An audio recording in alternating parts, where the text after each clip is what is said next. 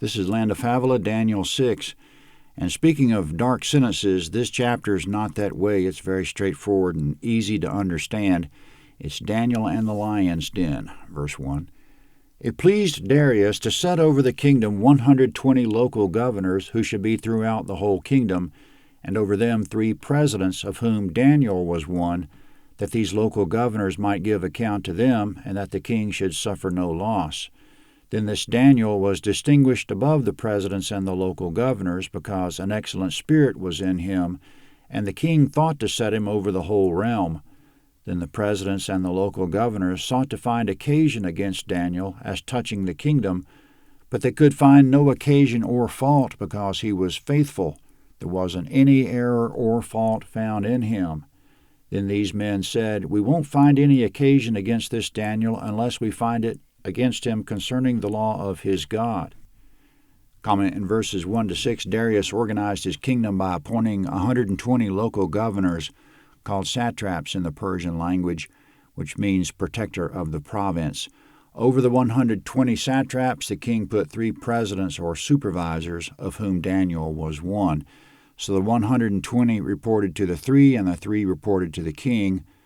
The point of it that the king should suffer no loss in verse 2, which means that they should tend to the king's business. In verse 3, Daniel stood out because of his excellent spirit. The king took notice of him and was thinking about setting him over the whole realm.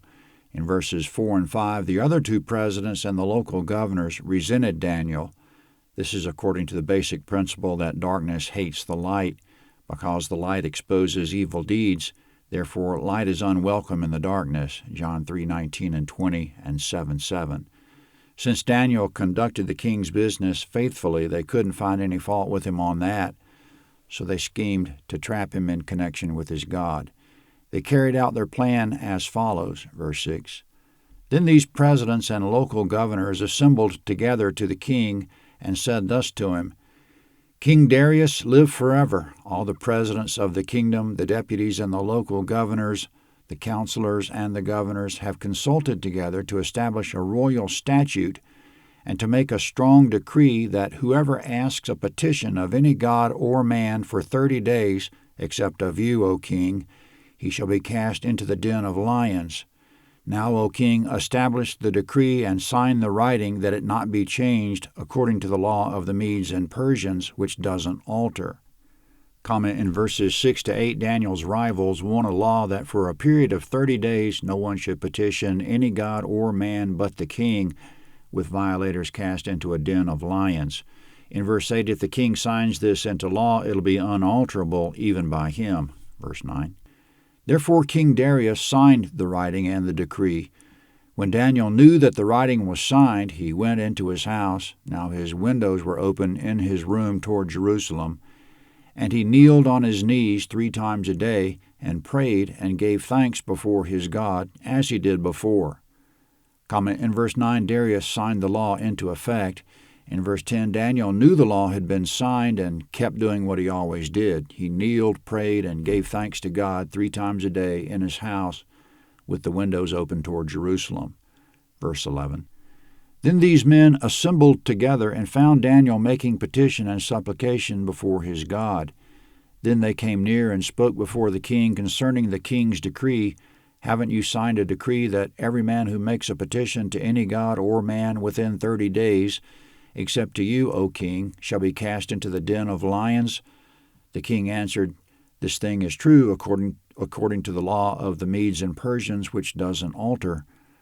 Then they answered and said before the king, That Daniel, who is of the children of the captivity of Judah, doesn't respect you, O king, nor the decree that you have signed, but makes his petition 3 times a day. Then the king, when he heard these words, was very displeased, and set his heart on Daniel to deliver him, and he labored until the going down of the sun to rescue him. Comment in verse 14, the king labored to the entrances of the sun, the text literally says, which could either mean all day until the sun was low or all night until the sun rose. He was fixated all day or all night on how he might keep Daniel out of the lion's den. Verse 15. Then these men assembled together to the king and said to the king, Know, O king, that it's a law of the Medes and Persians that no decree nor statute which the king establishes may be changed. Then the king commanded, and they brought Daniel and cast him into the den of lions. The king spoke and said to Daniel, Your God whom you serve continually, he'll deliver you. A stone was brought and laid on the mouth of the den, and the king sealed it with his own signet and with the signet of his lords, that nothing might be changed concerning Daniel.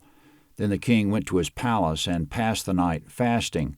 No musical instruments were brought before him, and his sleep fled from him.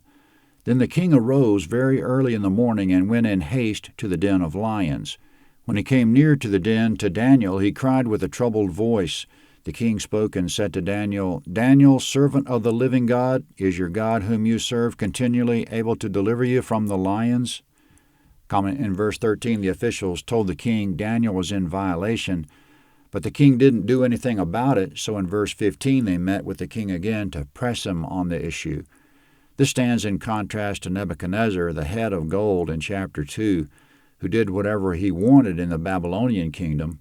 No one pressed him on anything. So we can see in verse 15 that the prophecy of chapter 2 is being fulfilled, that the authority of the king of the Medes and Persians was inferior to what Nebuchadnezzar had. And according to the prophecy of chapter 2, the authority of the kings will keep going downhill as time passes by.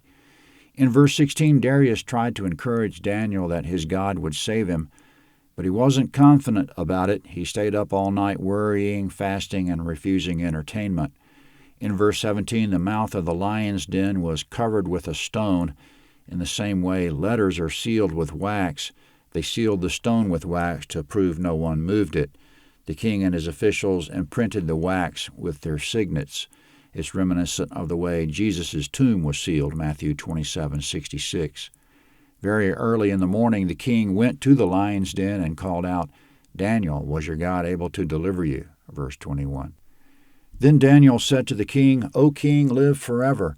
My God has sent his angel and has shut the lions' mouths, and they have not hurt me, because as before him innocence was found in me, and also before you, O king, I have done no harm.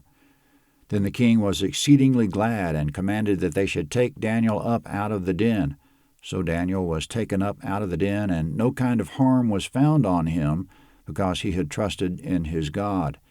The king commanded, and they brought those men who had accused Daniel, and they cast them into the den of lions, them, their children, and their wives. And the lions mauled them and broke all their bones in pieces before they came to the bottom of the den.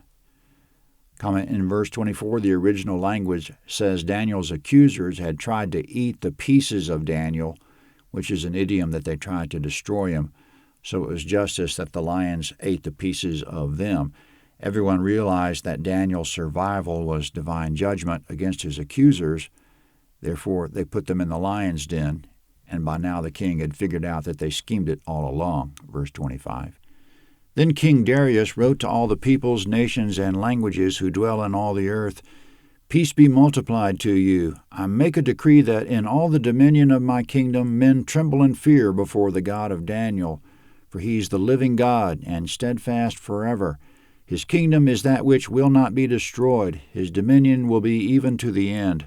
He delivers and rescues. He works signs and wonders in heaven and in earth, who has delivered Daniel from the power of the lions.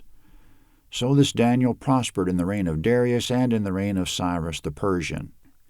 Comment again in this chapter, there's a tension between secular history, which says Cyrus was king at this time, and the book of Daniel, which says Darius was king. The Bible doesn't need anyone to defend it, but the tension might be resolved at least a couple of ways. For one, archaeological discoveries keep popping up that support the Bible. For another, though Daniel seems to imply that Darius was king of the empire at large, nowhere is the book specific on that point. And the loss of a name in translation is another point. Secular history says that when the Medes and Persians conquered the Babylonian kingdom, they appointed a regional ruler over the city of Babylon and the surrounding area by the name of Gobryas. That name could easily become Darius in translation, the same way Yeshua in Hebrew became all sorts of things in other languages, such as Jesus, Jesus, Jesu, and Isa, for example, in English, Spanish, Italian, and Arabic. The point is that God saved Daniel from the lion's den. Daniel 7 is next.